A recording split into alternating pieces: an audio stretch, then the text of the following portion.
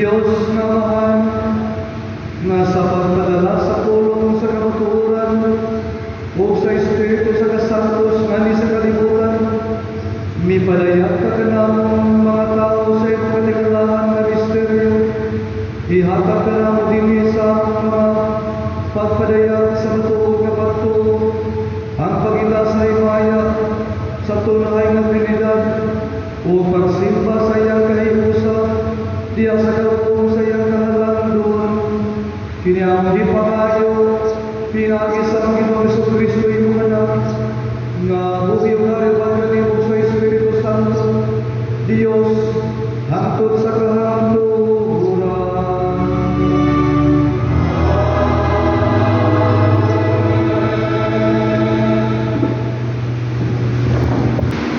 Kinutlo, ikan sa kasahon sa Exodo. Busa nagkaba si Moises ug duha ka papan nga bato sama sa usang unang duha ka papan. Ug sayon sa pagkakasunod buntag, mitunga siya sa bukid sa Sinai. Ug gidala niya ang duha ka papan nga bato sumala sa gisugo sa Ginoo kaniya. Unya miusan ang Ginoo nga gilinisan sa pangalan ug nagbalong dito uban ni Moises ug gilitok niya ang iyang ngalan ang Ginoo. Miagi ang Ginoo sa atubangan ni Moises ug miingon, "Ako ang Ginoo, ang Dios nga manuluyon. Dili ako daling masuko ug hubong sa gugma nga walay panuman, paglubad ug matinuman."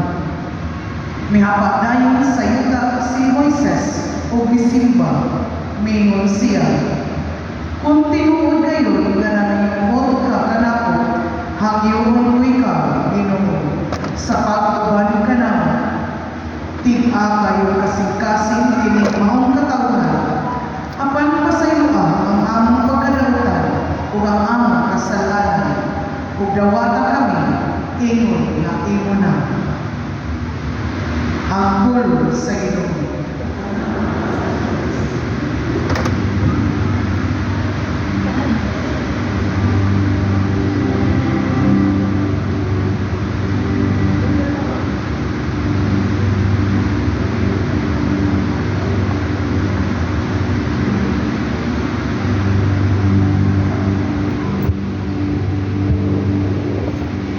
Himaya, oh,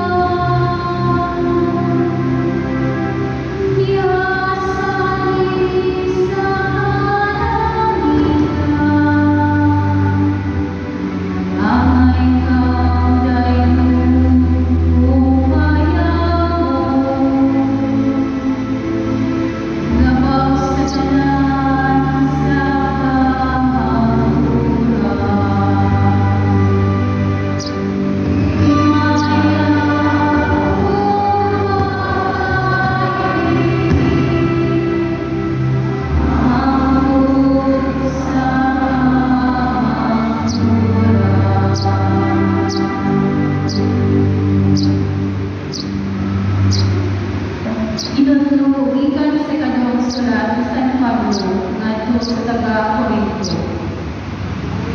Karon mga igsoon, manamiling na ako. Paningkamuti ninyo na mahigit kamo. Pamatiya ang akong mga hangin. Pag-iusa kamo upang makita ito. Mag-uban ta kaninyo ang Diyos sa gugma ng kalinaw. Pagpangumustahay kamo uban sa halok kay Kristo. Nangumusta kaninyo ang nanakatawan sa Diyos.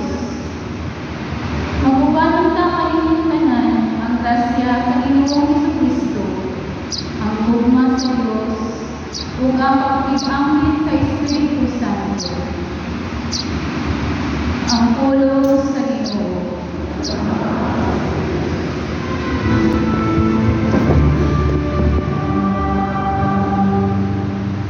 Ang Ginoo mana ang kanino. Tinutugikan sa Ebanghelyo sumala ni Juan.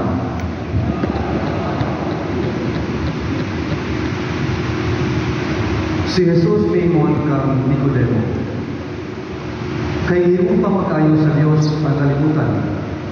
Ug tungod niini, ihatag niya ang iyang bugtong anak aron ang tanan nga motuo kaniya dili mamatay, kundi makabaton hinuon sa kinabuhing dayon.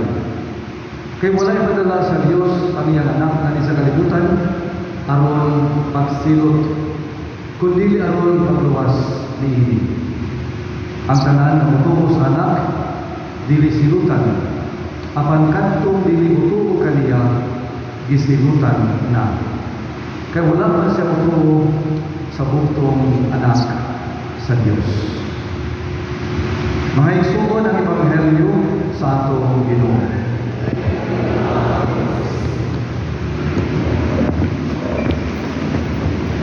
Sa mga sa ayong bungkag kami tanan. Kumusta naman mo? Wag mo na naluya sa pista.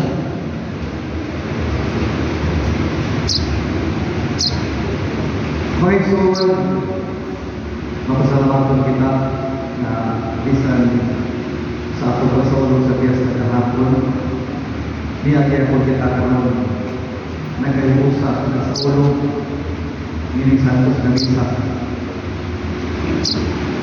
Huwag ato isaulog sa pagsaulog ang solemnity sa Santissima Trinidad. Pero sa biyata, ipagtanas niya sa pari na kung sabay mo pagsabot meaning Santissima Trinidad, mingon sa nanay doon kanang Santissima Trinidad doon, kauban na siya sa Maria Santissima. Mga igsoon, wala pa kayo subayo kining Santissima Trinidad pagkalisod sa aton.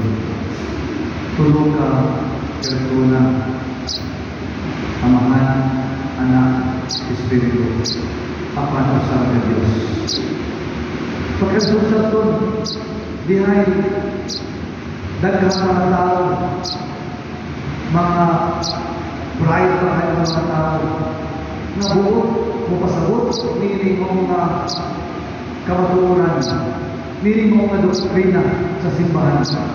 Apan wala yung bisan usa sa kanila na naka-explain kayo sa kinalibutan sa Santissima Trinidad.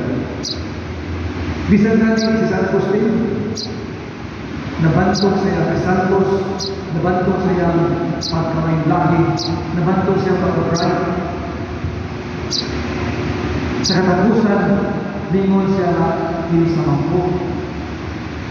Pagkagamay sa akong putok, pagkadakop sa Ginoo, kunya ako sila Ginoo sa akong kamay ng putok. Dili kayo na masabtan sa kinalibutan kining Santissima Trinidad. Apan may sumunod ang pangutana, kung ang Santisima Trinidad dili nato pasabtan sa iyang katibukan. Nga naman na ang Diyos nagpadayag ng kanato isip Santisima Trinidad. Kung sa may rason sa Ginoo, nga nung nagpailangan sa kanato, nga siya Amahan, nga siya Anak, nga siya Espiritu Santo. Kung sa may rason niya, aron ang yun iyatang libubon, aron ang yun na aduna kay butang na ato diskutan kanina ito makampot sa iyang kahilitan.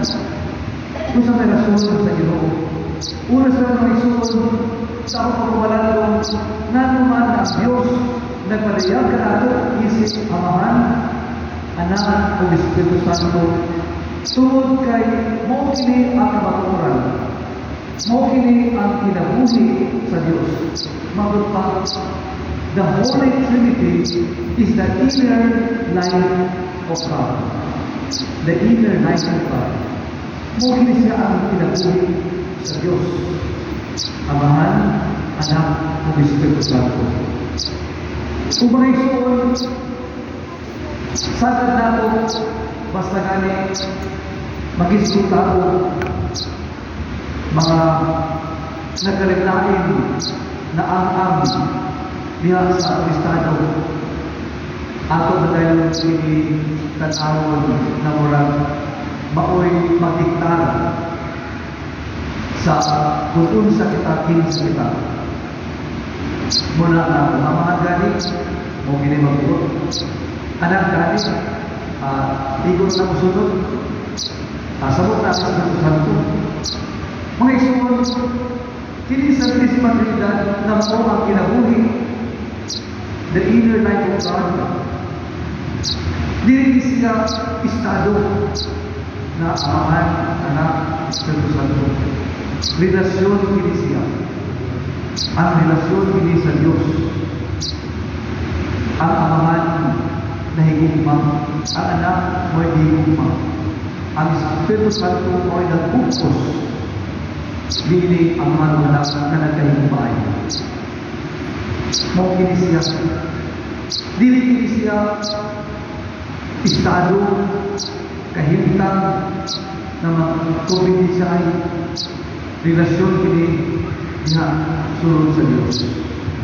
Na ang Diyos Amahan na mo'y pagbubuhat. Ang Diyos Anak na mo'y manunubos. Ang Diyos Espiritu Santo na mo'y nagpagdasig, nagmatang kinabuhi hanggang karoon ka na. Muli may suot ako na nasun. Nga ang Diyos na palaya sa nato isip sa Santisima Trinidad. Aron kita masayo kung sa iyon ang kinabuhi sa Diyos. Ikaduha may suot, kita iya ipadayigan, nagpadayag sa kanato na Santisima Trinidad. Dili aron sulbaro nato, kini mong problemahan, matupag. The Holy Trinity is not a problem to be solved, but a mystery to believe. Dili siya problema na atong sulbaro, kundi misteryo na atong kuwitan. Kung sa mga mga isuon, ang Diyos na palayagan nato isip Santisima Trinidad, aron kita musulod sa kinabuhi sa Diyos. God reveals Himself to us as Trinity so that we could enter into the inner life of God. Makaapil kita, makasulod kita sa kinabuhi sa Diyos. Sa kinabuhi sa Santisima Trinidad. Dili ang susulbaron. Muna nabisan pag sila ka mga tao, kaliguan ka mga tao, mga bright tayo, nagtinguha sa pagsulban, ni Santisima Trinidad, mga sila nasulban. Dili kini problema aron atong sulbaron. Misteryo kini na atong pagkakulian. Nagpadayag sa Diyos isip Santisima Trinidad, aron kita madasig sa pagsunod, pagpuyok sa kinabuhi sa Santisima Trinidad. Ugol sa maling kinabuhi sa Santisima Trinidad, nabisan ko ang Amahan, Anak, o Espiritu Santo managlahi, apan adunay panagrespeto diha kanila. Adunay perfect love, higpit na gupa, tali hinulong sa mga persona. Umausap ka ng pagsuon, ang may nabumunta ka na. Usahay magod ang ato mga estado, mauna hinukoy nagbungkag ka na. Dili ta makabuyon kay nga naman managlahi anta. Dili ta makahiusa kay nga naman managlahi anta. Managlahi ka ulabuna, managlahi ka pananaw, managlahi ka patuo, managlahi ka makahiusa. Panginoon, ang Santisima Trinidad managlahi, ang Amahan lahi, kaysa anak, ang anak lahi, kaysa Amahan sa Espiritu Santo. Apan bisan pa diha sa ilang managlahi, bisan pa diha sa ilang managlahi, sila nagkahiusa, sila nagrespetuay, sila nagkahiubahay. Kung buod sa Diyos, na kung kita musulod sa kinabuhi sa Diyos, kinahanglan natin sa buhian ang kinabuhi sa Santisima Trinidad. Na bisan pagpanaglahi ka, magkahiusa na yun ka, kuladunay pag-respetuay, kuladunay pag-gilawatay, kuladunay panag-iumay. Sinibitawang may nabukaroon sa ato naso kini atong bukod kayo nga politika. Ang inyong sarili, tungkol mag-yun kayo, wala yung pag-respetuan, wala yung pag-inawatay. Managlahi ang kalinatikan, kontra ka, diba? Mag-away ka, kung kayo managlahi ang prinsipyo, mag-away ka. Panginoon, ang Santisima Trinidad, nagpailungan ka na ako, na kung buo kita masunod sa kinabuhi sa Diyos, bisan pag managlahi ka, bisan pag managlahi ang akong prinsipyo o pagtuo, pwede na kita makahiusa. Ato mag-equate ang unity nadto sa uniformity. Kinahanglan uniform ta para makahiusa ta. Kinahanglan uniform ta para sa makasabot ta. Ato equate ang unity with uniformity. May suon ang Santisima Trinidad, di sila yung uniformity. Pero bisan pa man kung sila wala yung uniformity, nagkahiusa sila. Kaya ikaw naman sa kinabuhi sa manaw sa asawa, di ba? Basta managlahi ka na sa una-una, mag-away na ito. Di ba kinahanglan mag-away?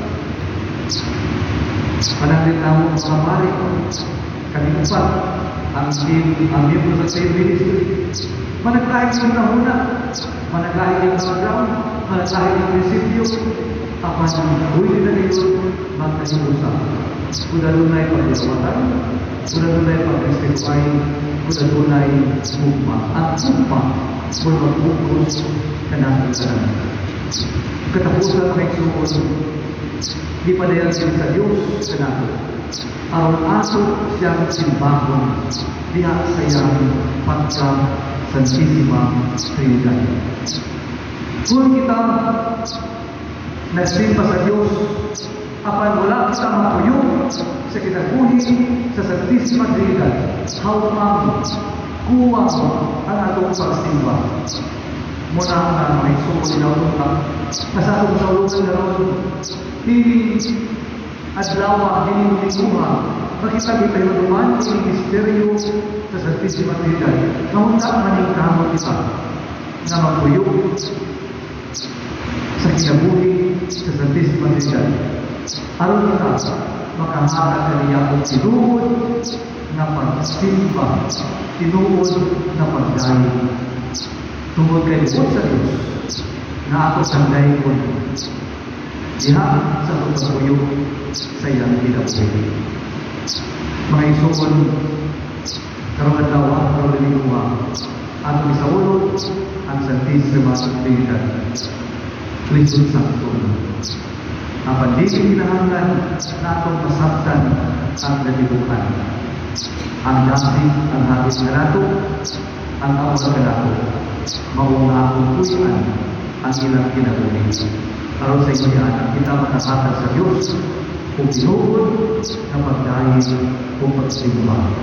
Tumutin kita, may uyuman sa kinabuhi sa Diyos. Amen. Lalagato kami sa Diyos sa namahan, ang makagagapong sa tanan, mabubuha sa langit o sa yuta, o sa tanang mga makita o hindi makita. Nagato kami sa usaha Ginoo, si Jesucristo ang bukong anak sa Diyos. Diyan ang samahan sa wala may kagalingan. Diyos ika sa Diyos, kahayag ika sa kahayag. Matuod na Diyos ika sa Diyos, na matuod. Diyan ang dinipinuhan ko sa kinaiya samahan. Pinakagalian ang nahimong kanan. Tugod ka na mga tao dalang sa atong kaluwasan, di ka na umasyal ka sa langit sa lalang sa Espiritu Santo. Nahimo siya na may lawas sa kanimaria na ulay o nahimong tao. Tugod ka na ako, ilansan siya sa kususungo ni Poncio Pilato. Nag-ano siya na matay ang wilumong. Sa kitulungan ng banano siya ang matuman ng kasulatan. Bisa ka sa langit o nagaling ko sa tubo sa ulan. Bumalik sa mga mayamon, para magpupong sa mga buhyo sa mga minatay. O gagiyang hinalian, walay katapusan. Nagatuo kami sa Espiritu Santo, ang Ginoo o lumagahasag sa kinabuhi. Nagaikan sa mahanong sana, dungan sa mahanong sana, isimba sa uhimaya, o isulti pinagin sa mga propeta. Nagatuo kami sa usa, Santos, Katoliko, Apostoliko na simbahan. Nagailang kami sa sukabunian, alang sa kapasayuan sa mga sala. Nagapaabot kami sa pagkabanaw sa mga minatay, o sa kinabuhi, sa umabot na kalibutan.